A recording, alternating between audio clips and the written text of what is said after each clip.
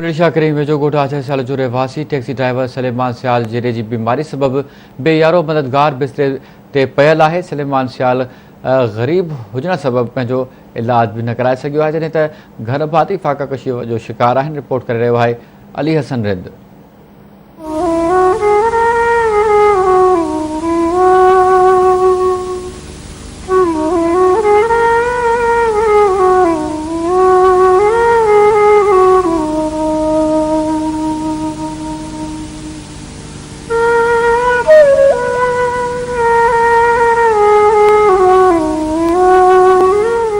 बुलड़ी शाह करीम लग ॻोठ आचार सियाल जो रहासी टैक्सी ड्राइवर सलेमान सियाल जिगर जी बीमारी सबबि बेयारो मददगार घर में पियल आहे। ही गरीब मिस्कीन बीमारी खां पोइ घर भेड़ो आहे। हिन जा जेके मासूम ॿार आहिनि, ॿुढड़ी माउ आहे, फाका कशी वारी ज़िंदगी गुज़ारण ते मजबूर आहिनि। हिननि वटि एतिरो वसीलो नाहे जो हू पंहिंजे जिगर जो इलाज कराए सघे। हिन आवाज़ टीवी न्यूज़ सां ॻाल्हाईंदे हुकूमत सिंध खां मुतालबो कयो आहे त पंहिंजो बीमारी आहे मुंहिंजो केर ई कोन आयो।